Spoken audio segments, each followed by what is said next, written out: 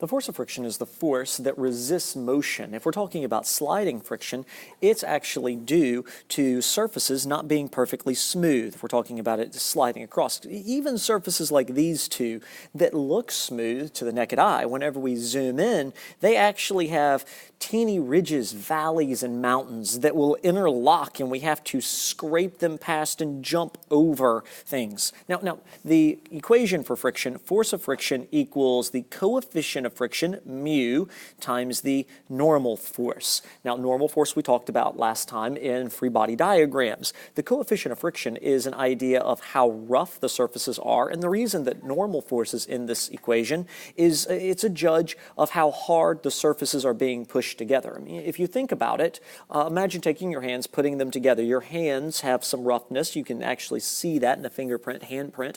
They interlock together. If you press them harder together, you are actually increasing the normal force. If you press them hard together and you rub, you can already feel that there's going to be more friction. Now, there are two different types of friction that we need to deal with. Static friction occurs whenever an object is stationary. That's what static, if you will, means. That the difference between the surfaces, if we had, let's say, this box on this table here, the surfaces are not actually sliding past each other. It is stationary. In that case, friction is a force pushing the opposite way than the box would want to move. So if the box is trying to get pushed this way here, friction is going to go the opposite way, trying to resist the motion. Force of friction, whenever we're talking about static, stationary, is actually not always equal to mu times normal force. That's actually the maximum amount of force that it can apply. Instead, static friction is just trying to keep the box stationary. So you push a little bit harder and friction will perfectly balance it out. You push even harder, friction perfectly balances it out. Till eventually, the force of friction goes up, up, up, up, up, up, until finally you overcome static friction. Whenever you do that, you actually get the box moving, and we enter into what's called kinetic friction, this section of the graph. Notice how the force of friction actually drops at that moment. Here, the kinetic friction isn't as great as static friction. Main reason behind that, if you just think about, if you will, your logical experience instead, whenever you have something moving, it's actually easier to keep it going than whenever it's stationary to get it to start going. So you even feel this little drop off in friction. Now, the coefficient of friction, part of the equation, force of friction equals mu times normal force, is actually something that might feel odd to you as a physics student because it is a unitless number. It's actually, if you will, just a multiplier. If I think about units, force of friction has the units of newtons. Normal force has the unit of newtons. So this must not have a unit, so I would have newtons times just some number gives me newtons there. The coefficient of friction will also almost always be less than 1. I mean, check out these coefficient of frictions in this table. You don't have to write this table down by any means, but check out the coefficient of frictions. Notice how they're all decimal numbers. In fact, whenever the coefficient of friction was initially being set up in the equation, they wanted it to always be less than 1. Now, we found some things that are greater than 1, but that's very, very rare, to say the least. You won't encounter anything like that. Last thing that I want to point about the coefficient of frictions, I said static friction is always greater than kinetic friction. Kinetic friction is constant. It actually obeys the mu times normal force equation. Static friction is always less than or equal to mu times normal force, where this is the maximum. Notice how the coefficient of friction for static is almost always greater than the coefficient of friction for kinetic. All right, I want to solve a couple of example problems dealing with friction. So here's the first one. You got a mover who's pushing a box of maybe it's heavy books, 35 kilograms across the floor, and he's pushing it at keyword right here, constant velocity. That's going to become very important. And it looks like they're applying he's applying 138 newtons of force to actually keep it going at a constant velocity. And we want to calculate the coefficient of friction. In other words, we're looking for mu equals question mark. We want to know what mu is. Now, the first step, whenever you have any problem that deals with forces, is to draw a free body diagram. Now, the free body diagram is very important because it's actually what's going to basically solve the problem for me in this case. It will at least always inform you as to what to do. So I know I'm going at constant velocity. Now, if I'm thinking about a box sliding across the floor, I see that it's being pushed with 138 newtons. So I did a force of push going to the right, 138 newtons. And since we're going at constant velocity, I know there's a force of friction. The force of friction must be going backwards, and I should draw this arrow to have the same length as the force of push because we're going at a constant velocity. Remember from free body diagrams, the net force has to be 0. The forces have to be balanced out for you to travel at constant velocity. Now, I also know that this box and this mover is going to be on Earth, so we are going to have weight going down here, and it looks like the box is on a surface, so normal force must be going up. Now, be careful. This weight is not 35. That's the mass of the box. So, let's think about how to calculate the force of friction, or how to calculate the coefficient of friction. Let's go ahead and write our equation. Force of friction equals mu times normal force. And if I know what the force of friction is, if I knew this, and if I know what the normal force is, then it'd be very simple to calculate mu. I could just divide the normal force over. But looking at my free body diagram, I don't know the force of friction, and I don't know the normal force. But in reality, we do. Let's start with the force of friction. Notice it says it's going at a constant velocity. That means these two vectors, in this case in particular, are balanced out. So the force of friction has to be also 138 newtons. So I can write 138 in for the force of friction. Now I'm looking for this I'm looking for this coefficient of friction here. That leaves me only with, I need to know what the normal force is. Now, the normal force is the same magnitude as the weight because the box isn't flying up into outer space, nor is it plunging down to the depths of the earth. But I don't know the weight. It's not 35 kilograms. I do know, though, an equation for the weight. Weight equals mass times gravity. Sometimes you won't see this written as W, you'll see this written as Fg, right? That's the same thing, weight equals mass times gravity, or Fg equals mass times gravity, if that makes it a little bit easier for you. Where the force of gravity is the weight. Well, that's actually pretty simple here. Force of gravity is going to equal 35 times 9.81. That gives me a force of gravity to be 343.35 newtons. Not rounding for sig figs just yet. We'll do that at the very end. And then what we see is that the weight is the same as the normal force. They're equal in magnitude, opposite in direction in this case. So I can take this number, 343.5, that is the normal force. Thus, I can write it here for the normal force, 343.35. Now, working some very basic algebra, I'm going to divide, I'm trying to get mu by itself, so I'm going to divide both sides by the normal force. And whenever I work that out, I come out with 0.401922, etc. Rounding for significant figures, it looks like in my problem here, while I have 3 significant figures for the force, I only have 2 for the mass. Let me summarize what we did in this problem again really quickly. We read across and we found that this was a box being pushed at constant velocity. Anytime we have a force problem, we start out by drawing a free body diagram. We knew the FP was 138. It was given to us, so I labeled it with the force of push and the number. Since the box was on Earth, I have weight going down. Since the box was on a surface, I have normal force going up, and I know there must be some force of friction. And the keyword constant velocity informed me on how long to draw these vectors. The force of push and the force of friction must be the same. Likewise, since the box isn't flying up into the air or plunging down to the depths of the earth, the weight and the normal force must be the same. That's all from your free body diagram lesson. Then I can actually rewrite the equation for the force of friction and begin to substitute things in. The force of friction must be 138 because force of friction and force of push are the same. That comes from my free body diagram.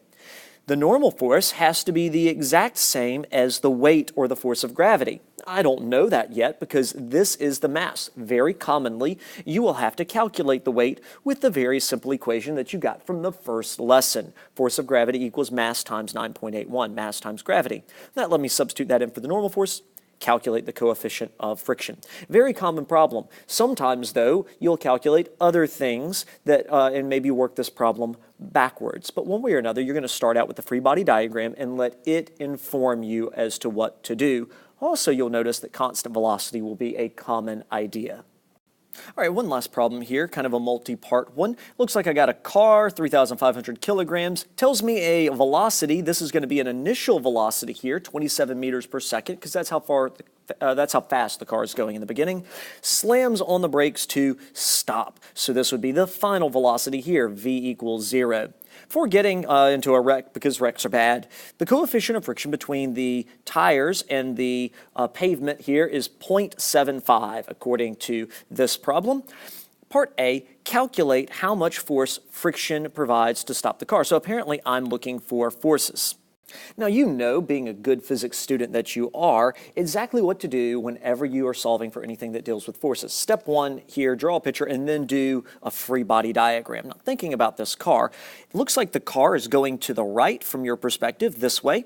That means that the force of friction opposite the direction of motion must be coming back to the left.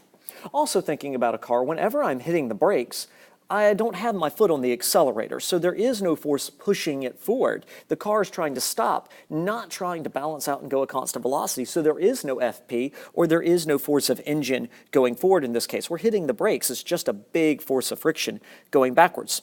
Now, the car is quite obviously on Earth, so we would have force of gravity or weight going down, and it looks like we should have, because the car's on a surface, most cars tend to be, we're going to have normal force going up.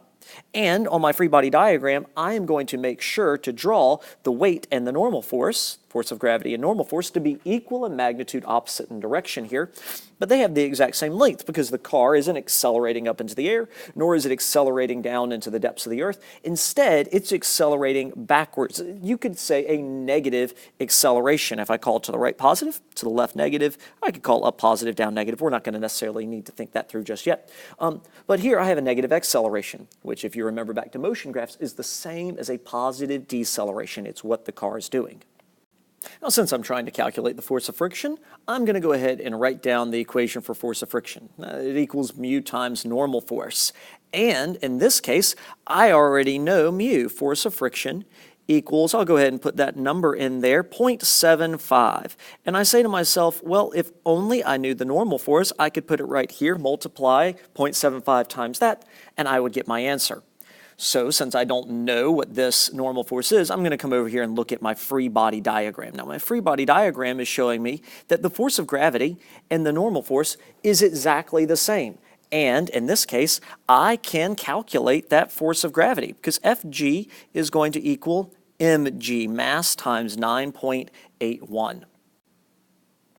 So looking up into the problem, I'm able to see that the mass of the car here is 3,500 kilograms, and kilograms is my base unit, so I don't have to do any conversion here. So I substitute that in for the mass, 3,500 multiplied by 9.81, and I get the weight, which is going to be equal to the normal force. But be careful. Let your free body diagram inform you of this. You can write down that commonly the weight is equal to the normal force, but that is not always true. We'll talk about examples where those are not necessarily the same in class. But if there was another force that you had to draw on this y-axis, you wouldn't be able to say that. But in this case, weight and normal force are the same, which means then I can go ahead and write down that my normal force is 34,335.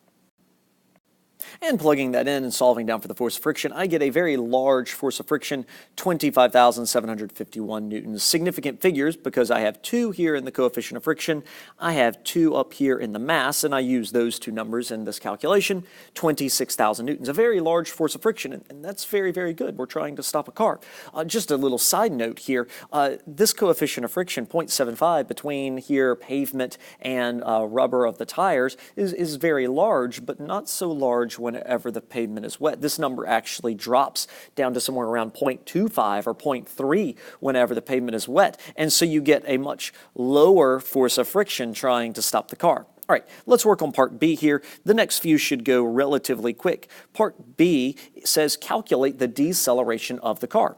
To do that, I'm going to use F net equals ma. Really, this is sum of the forces equals ma, and this would be kind of like a next lesson, lesson 4 problem here. But since there's only one force in the x-axis, it's just the force of friction over here. That's all that's there. I can say the force of friction is the F net. So here, sorry for having to scroll down a little bit, I substituted in the force of friction. I use the unrounded number here and the mass of the car, F equals ma, to let me solve for the acceleration. So I actually turn out with an deceleration, if you will, of 7.4 meters per second squared. I should point out that I messed up in here. Friction was going backwards, so I really should have called that negative 25,751 because friction's going backwards, if you will. That makes this negative and a negative 7.4 meters per second squared, trying to slow the car down. Now, letter C says, hey, what is the stopping distance of the car? In other words, stopping distance, we're going to try to solve for displacement. Now, coming back actually up to the problem here, it says a few other things that we're going to need. It looks like the car starts out going initial velocity of 27 meters per second, slams on the brakes to stop, final velocity of 0. So now I've got a couple of other variables that I can add in to a variable bank. So I put those two variables in my variable bank, but I need another variable. Well, there's a reason that the problem went A, B, C in that order. We know the acceleration now. We know that it is negative 7.4 meters per second squared. That allows me to pick a kinematic. Notice that time is not found anywhere in this variable bank. So the correct kinematic that you would pick is v squared equals u squared plus 2as. So now it's just going back to our kinematic strategies here. I rewrite the equation. After I have my variable bank, I substitute in, and now I'm just going to work the simple algebra.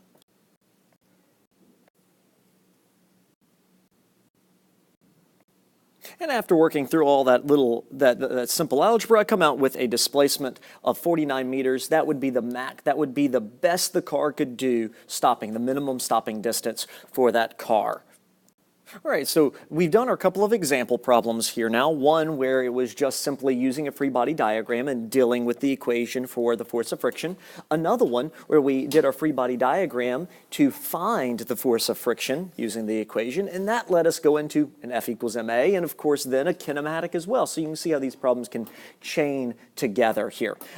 So in class, we'll practice all of these things.